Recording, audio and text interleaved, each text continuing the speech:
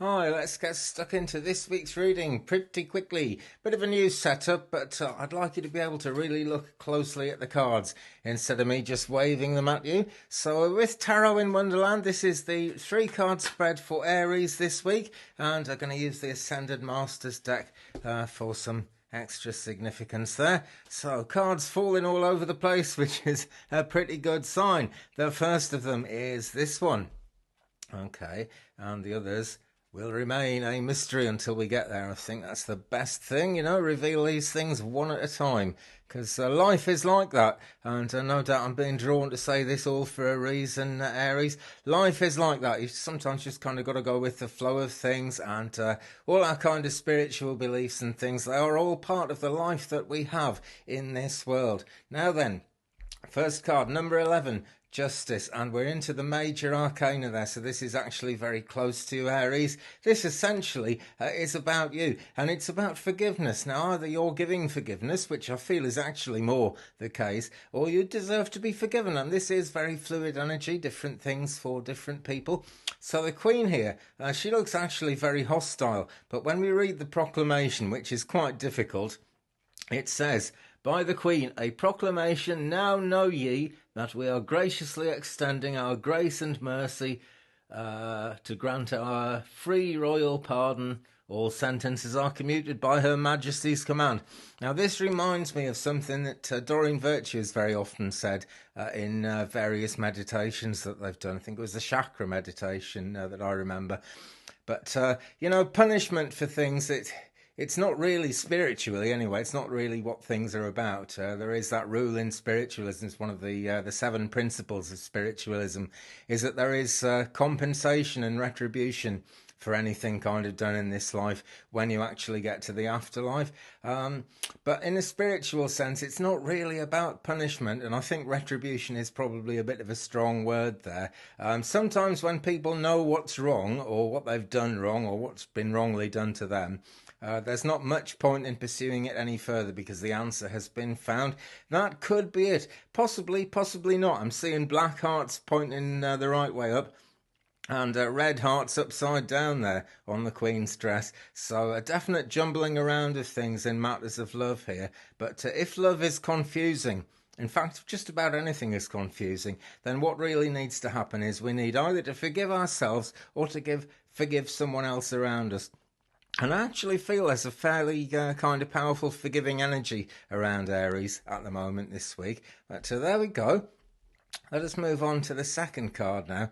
And we've got the Grinning Cheshire Cat. So this suggests a new lease of life. It's number 5. It's the Hierophant. And the Cheshire Cat in the Alice deck. This is Tarot in Wonderland, by the way. And in all the Alice stories, the Cheshire Cat is a kind of a spiritual figure, someone she can turn to for advice. A very close friend. She does have her own cat in the story, which isn't the same cat as this. This is a very mystical cat. But if you think of the more traditional meaning of the Hierophant, in the Rider-Waite deck, for example, it looks like a priest. In fact, in many of the decks out there, it kind of looks like going to see a priest. And... well, sometimes we do need some advice to come in just absolutely from out there in the universe to make something happen. And we can wait and wait and wait, and, things will come in their own good time, I suppose. That is always true. But at the very same time as that, if we actually need some advice and we actually need some help, or if we really need to get things moving, then we can actually go out and seek it and find it, because there's always someone in this world who's gone before us and generally kind of seen whatever it is that we're seeing before and come to understand it. So really rather positive in every respect. So then, now, all right. Number 2, the High Priestess. These are all major arcana, guys. Gosh, this is an intense one for Aries this week. So yeah. Is that number 11? Yes, it is number 11, because I know what number... Oh, no, silly me, it's number 2. It's the High Priestess. What am I saying? I should know that by now. Never mind. Okay. Now then, Alice here, right, is approaching the High Priestess, and she's also, in a lot of ways, just approached the priest as well. So this journey is really about kind of taking in new knowledge, gathering in new feelings, new experiences, which are going to point the way out of whatever stalemate you might be in when we're at this card, Aries, because forgiveness is obviously needed here. But there are great things to come as a result of that forgiveness once you've worked through it. Because Alice says she'd love to get in the window and she thinks maybe she won't be allowed to because she's only a little girl. But actually the Empress is letting her in. She's kind of showing her the way and she is allowed in that window. She has done the work necessary to get to the next lot of knowledge. So this seems a particularly poignant thing in terms of the spiritual life and what we go through as we're trying to live it. We often think, well, this has never happened to me. I've never kind of had this success with it, or I've never managed success with this particular aspect of it. So maybe it's just not meant for me. Well, you know, it can feel like that, but sometimes if we keep looking, if we just look through another window, there are wonderful things to be found. I mean, for one thing, the Empress is sitting there. These are very much like the towers that appear in the Rider-Waite deck, which have something to do with the Tree of Life from the Jewish Kabbalah, you know. So they're significant, but they've kind of stood aside for her. Do you see what I mean? They're letting Alice go through, and the Empress is letting her go through. And we can't see what's behind this curtain, but very soon Alice is actually going to find out. Because, you know, the whole nature of this is that she's very much allowed in. Okay, well, we are doing things rather differently this week. We'll get some significator cards going now in just a tick. Okay, now I'm going to use the Ascended Masters deck by Doreen Virtue for extra significance on these ones this week. So I'm having a shuffle and saying, tell me more please about, first of all, let's have more about number 11, the Justice card, which has come up in this reading for the sign of Aries. Number 11, Justice. Tell us some more about that, please. And here we've got Krishna. Can we get to that? One thing about this setup, I can't easily get two cards, and let's kind of run them both together. In fact, you know, let's just pop these over here a second, because we're going deeper and deeper into this one for Aries. Okay, so Justice there.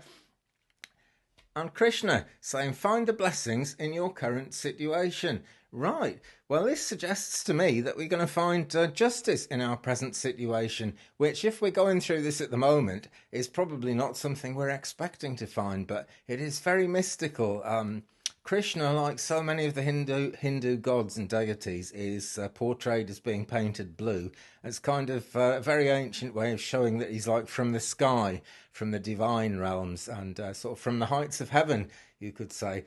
And many people say, actually, that Krishna was some kind of space traveller, and it was so long ago, very, very difficult for anyone to be sure of that. But what we can be sure about is that the cult of Krishna has gone on and on and on, so there is good in it. So this is telling me, you know, if you're doing something good, or if someone's trying to do something good for you, let that energy flow freely, okay? Just be willing to allow it. Never mind kind of concerns about what does it all mean. Why do I deserve X, Y, Z, A, B, C, anything like that? It's not really about that. This card is cutting through all that and saying, find the blessings in your current situation. And that, my friends, is the answer to the forgiveness that we need here. Okay. Right, I'm really not sure how to organise this. I'm sure I'll learn soon. Anyway, right, let's pop these ones up here because we've read them. Okay, so then we had the Grinning Cheshire Cat, number 5, the Hierophant. Oh, the Hierophant, I should say, maybe. And in traditional ways, it means what it means, and we've looked into all that. But let's shuffle the Ascended Masters deck and ask it to tell us some more, please, about this card, the Hierophant, in this reading for the sign of Aries. And we've got Teacher. Wow, and a name that I find very hard to pronounce, Mahachohan Ragoxi. If you're watching Moonbeam, I can see your name kind of just appearing in there. Okay, it tells me something about you. Now, my friend Moonbeam that I'm talking about has a great deal of spiritual knowledge about all kinds of different aspects. Most particularly, I don't think she'd mind me saying, most particularly into the kind of Wiccan thing and earth magic, earth energy. And I'm reminded of her, obviously, for a reason. And this is the thing, right? We're surrounded by lessons all the time, lessons which we tend not to learn, and very often lessons from nature. And really, that is the big focus of this card. Now I've looked at teacher and seen that in it, because Grinning Cheshire Cat is teaching something. So is the tree, actually. So is all the nature around Alice and the ground beneath her feet. And she is actually going to teach everything in that scene a little bit of something as well, as she does have that power. This may mean there's a teacher come into your life. Now, if that's the case, do listen carefully, because whatever knowledge they have, even if it doesn't seem relevant to you now, today, it's worth gathering up that knowledge, you know. It's all part of the happenstances that go on in life and make things appear almost sensible and almost sane, but they do actually help us to make sense of things in the long run. Okay, so now then, where are we going to put this one? Number 2, the High Priestess, which I thought was number 11 for a second until I focused my hopelessly wrecked eyesight in on it. Number 2, the High Priestess. Tell us more about that, please, in this reading for the sign of Aries. Oh man, that one really jumped out at me. Okay, take charge of this situation. That's what's going to happen. I'm just going to briefly take charge of this situation myself a minute and move those over there so we can see what we're doing. High Priestess, take charge of the situation, and it's Moses. And Moses is actually parting the sea, which the Bible tells us he could do. And interesting thing, really, I think about that is the only people who seem to believe in that anymore are kind of YouTubers who are talking about ancient biblical times. But believe me, guys, things happened back then under the commandment of God, under the auspices of the divine, way back then, and always have happened. That just seemed completely impossible to us. And on the spiritual journey and in matters of love, relationships, in fact in lots of matters of life, the true answers are kind of hidden, and you just have to decide, right, I'm going to go forward and do this. A few years ago, I was working on a church organ that I was trying to restore, and I was taking a long time over it, and I consulted another organ builder who'd done this kind of thing before. And he said to me, no, you're being too precious. You're treating it like a baby. You've just got to go ahead and do what you think is right. So I did. I went ahead and did what I think was right. And after several years of messing around with this thing, I had it up and playing the same day. And it's a pipe organ. It's not an easy thing to do.